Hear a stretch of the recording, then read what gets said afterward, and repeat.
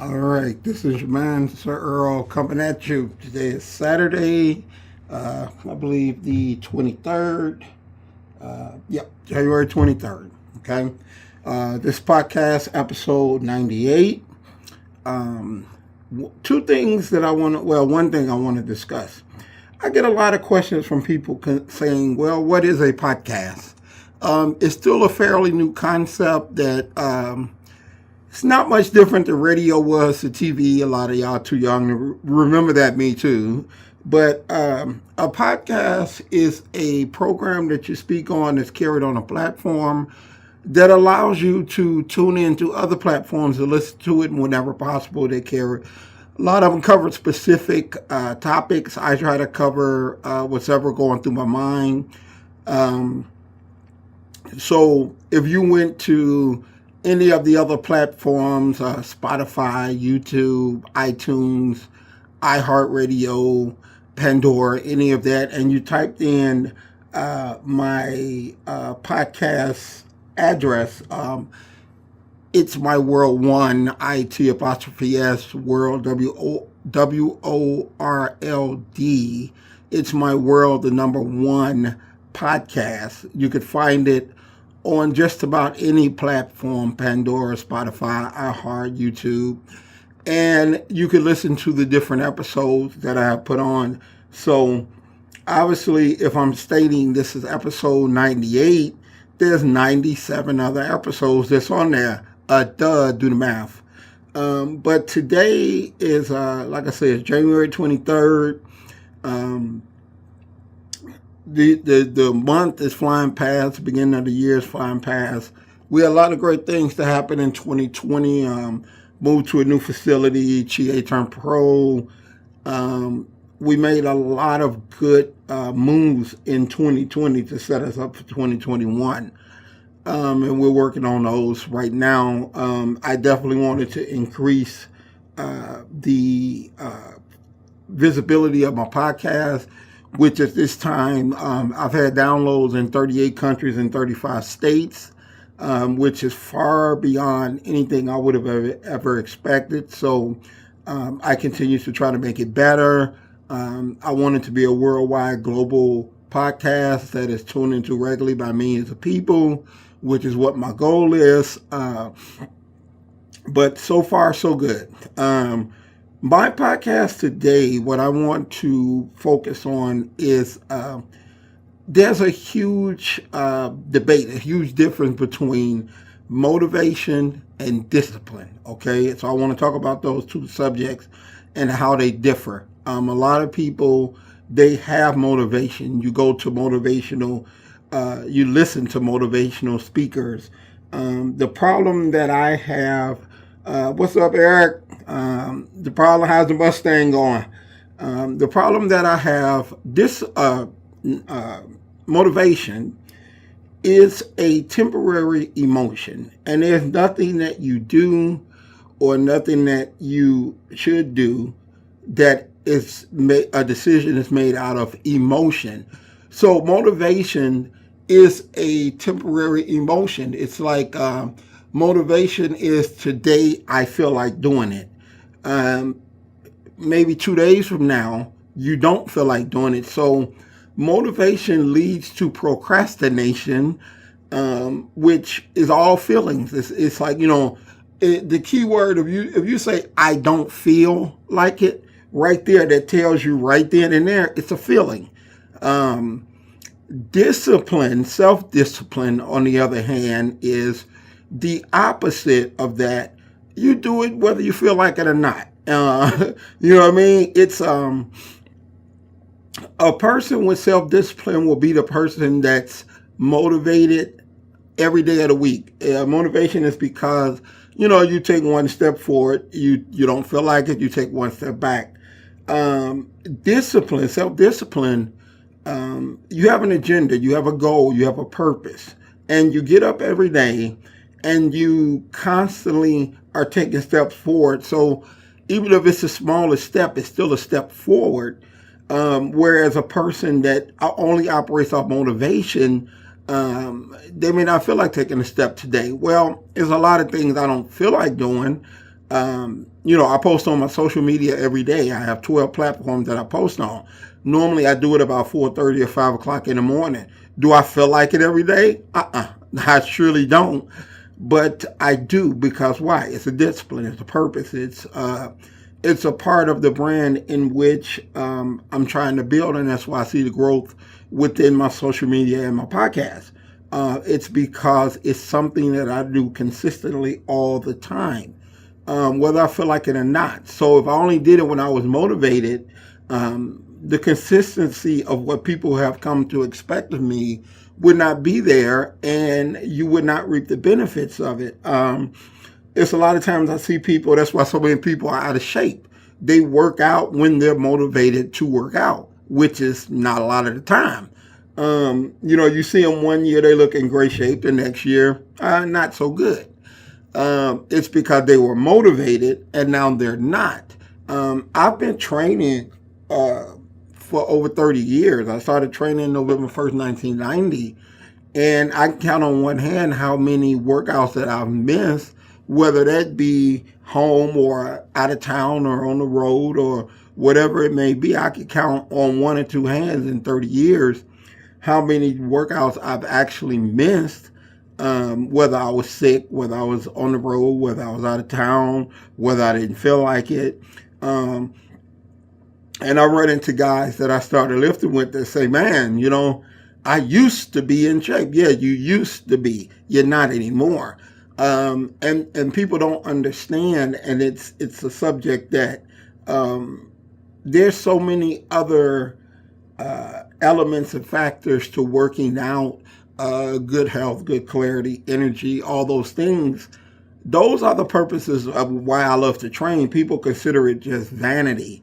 And that's a part of it, but also there's a lot of great benefits that come along with it. I've been working as a trainer for over 30 years, and I see if you're not disciplined for yourself, okay, if you don't have self-discipline to maintain some type of energy and some type of shape about yourself, you don't have self-discipline in a few other things. And I'd hate to find out what those other things are. Maybe during washing your ass. Maybe you don't wash your ass every day. I don't know. But I find that the more discipline I display in myself as a person, the more that discipline goes into other factors of my life, and it helps me to benefit myself. I found that in business, there were a lot of guys that wanted to be trainers, that wanted to open up studios, but they didn't have the discipline to stick through the tough times. But yet they see me, 30 years later, and studio is getting bigger, doing great. I never had to go back and get a job, which is a great thing for me, because that was one of the goals. I never wanted to have to go back and get a job. And they go, wow, what's the secret? The secret is, man, there's days I don't feel like working. There's days, like we came in today, the day is Saturday, we came in for one person to do cardio. We have a 6,000 square foot location. And imagine firing up this whole place for one person. And then on the way here, that person canceled. But the discipline of always being there for your clients is what has led to me being in business for so long. And it's like I'm on this quest now, before it's all said and done, to become the greatest that ever was involved in a fitness game, and to make a lot of money doing it. A lot of people go, oh, well, money is not important to me. I'd rather spend time with family and friends, which is bullshit. That's the excuse that you use to not work hard. Why would you say you have to make a choice between being productive and making money and family? Why do you have to make a choice? Why you can't do both? Nothing interferes with my quest to achieve certain things while I'm on this earth, okay? Some people, I hear that a lot. a lot. Family is important. Yeah, it's very important. But also, so it's not being one check from the fucking poorhouse, not being one bad week in your business from sleeping on Lower Wacker Drive. I have an obligation to my clients. I have an obligation to my family. There's an old saying that was in one of the Jay-Z songs that I like. It said, you can't help the poor if you're one of them. So get rich, give back. That's the win-win. So, when I am in need of help, I always get, and I'm quite sure you have heard it too, I'm going to pray for you. You know what I mean? I'm praying for my damn self. I don't need you to pray for me. I need you to go in your wallet and come out with something that can help me, and I'll pay you back, and it will both win-win. But a lot of people, when it comes to that, they don't have the faith in that, as opposed to the empty ass words that you spell out. And I'm gonna pray for you and all. Like, you don't think I pray for myself? So that's one of the biggest, lamest excuse I've ever heard in my life. And I'm not telling everybody to be an entrepreneur. Somebody's got to work. If you love your job, if you have a job, love to learn your job, learn to work hard, and learn to discipline yourself in such a way that you're not one check or one firing, which is what a lot of people have experienced, from the freaking poorhouse. You know what I mean? That's a very stressful way to live. Whereas, if something goes wrong, you're losing everything. You're losing your car, you're losing your house, you're losing your family. That's a very, very stressful existence that doesn't have to be if people are honest with themselves and to build some type of worth of value within their existence, so you can avoid those times if they were to come about. But people, money ain't everything. No, it's not everything, but it pays bills. You know what I mean? And 98% of the people's problem has never been too much money. It's always been they don't have enough money. So put me in the 2%. They got other problems besides just not having money. I want to be in that group. We have to learn the difference between practicing motivation. I listen to motivational speakers every day because I'm at a level that the self-discipline has already been instilled in me. So the message that they're offering, it helps. But if you listen to a message and you're only inspired for, the 5 minutes that you're listening, you're motivated, you're ready to go, you're going to make your dreams come true, all those things, that's motivation. But self-discipline is 5 years down the road, 10 years down the road, 20 years down the road, you're still striving for those goals. You're still striving to achieve something in life, whether it be physical, whether it be anything else. You're striving to accomplish something. So, utilize self-discipline. And therefore, what I normally do is I have a journal. I have a big journal that I put goals in.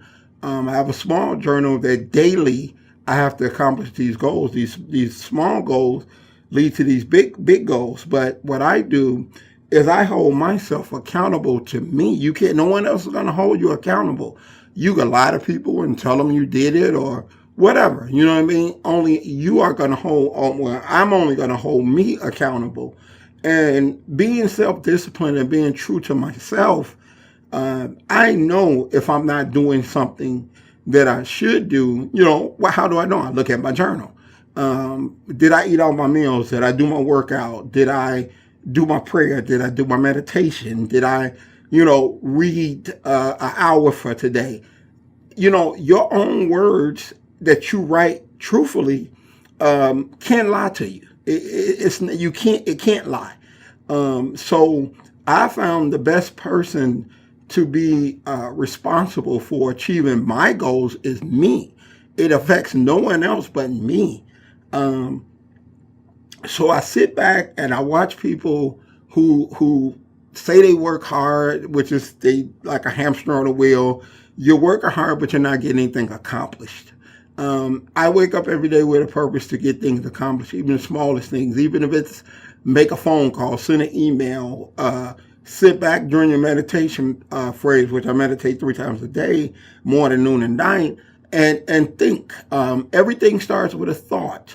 There's nothing that this location, this business that I enjoy and love so much started as a thought 30 years ago. And people are coming in and enjoying it today. When I started personal training, no one had heard of it. No one knew what to do with it. And people just thought it was never going to work. I felt it would, and I made that commitment and I made that promise. And 30 years later, I'm still here getting better. And I've seen a lot of people come and go. They figured it was, hey, if he's doing it, anybody can do it. Well, they don't know. You can't outwork me. It's not going to be possible. I have a 20, 30-year head start on a lot of people because I believed in this thing long before this thing became fashionable. Now, podcasts, motivational speakers, and all those things are becoming fashionable. But I'm 2-3 years into the game. By the time these people start doing these things, I'm already 10 years ahead. Just like in personal training, I'm 30 years ahead. They're not going to catch me. I get up every day and I work very, very, very hard. I don't use excuses. I get up, I do what I have to do because I have the self-discipline. So, it's a trait that it makes a difference between the winners and the losers. And I'm going to always be on the winning side because I've had it for a very long time and I continue to have it. So into next week, this is your man talking about the difference between motivation and self-discipline. It's your man, Sir-Earl. So until next week, I'm out of here. Peace.